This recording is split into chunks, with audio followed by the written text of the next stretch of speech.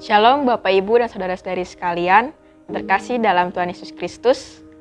Pada kesempatan kali ini, saya ingin membawakan renungan yang dibawakan berdasarkan Injil Lukas bab 4 ayat 24 sampai dengan 30. Inilah Injil Yesus Kristus menurut Lukas. Dimuliakanlah Tuhan. Dan katanya lagi, "Aku berkata kepadamu, sesungguhnya tidak ada nabi yang dihargai di tempat asalnya. Dan aku berkata kepadamu, dan kataku ini benar. Pada zaman Elia, terdapat banyak perempuan janda di Israel, ketika langit tertutup selama 3 tahun dan 6 bulan, dan ketika bahaya kelaparan yang hebat menimpa seluruh negeri. Tetapi Elia diutus bukan kepada salah seorang dari mereka, melainkan kepada seorang perempuan janda di Sarfat di tanah Sidon.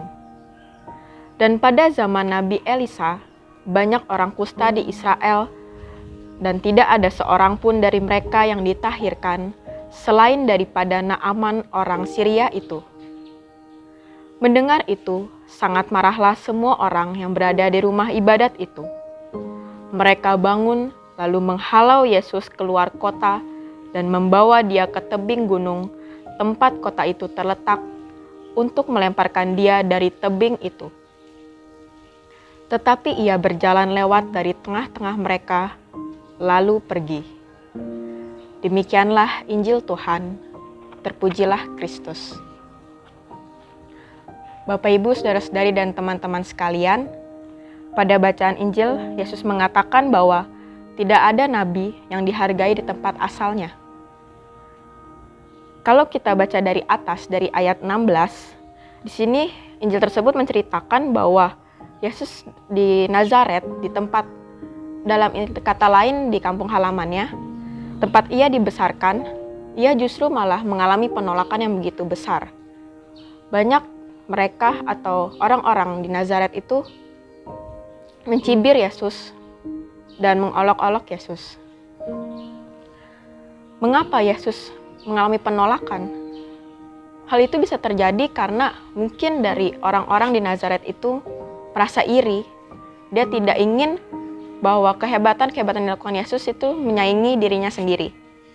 Sama seperti kita manusia yang selalu merasa iri dan dengki kepada sama kita atau kepada orang lain yang mungkin memiliki kelebihan di atas kita.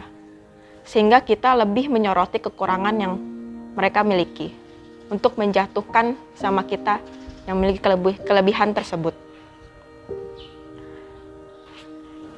Dalam hal penolakan, kita juga sebagai manusia tentu mengalami berbagai penolakan.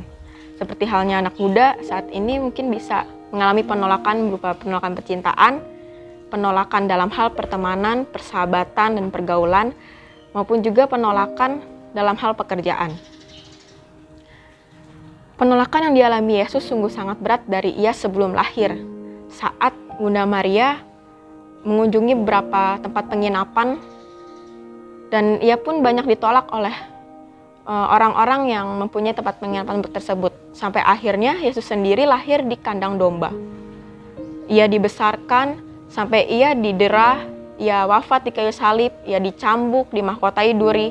Itu semua karena mengalami penolakan dari kita umat manusia. Dari penolakan tersebut tentunya banyak sekali dari Bapak Ibu yang mengalami penolakan yang mungkin lebih besar dari contoh-contoh yang saya sebutkan tadi.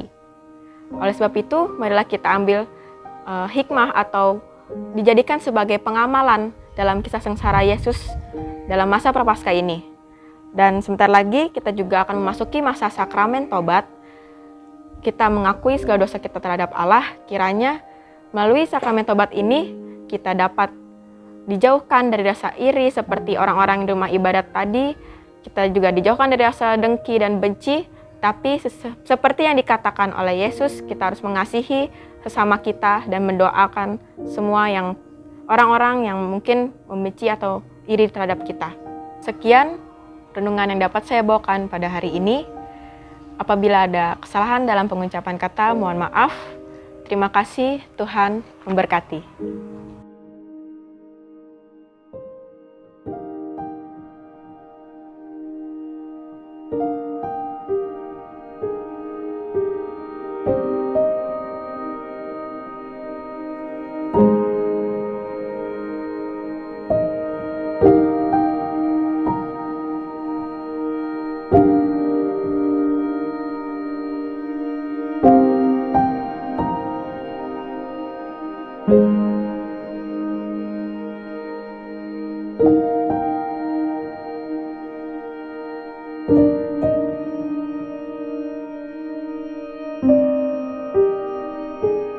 you.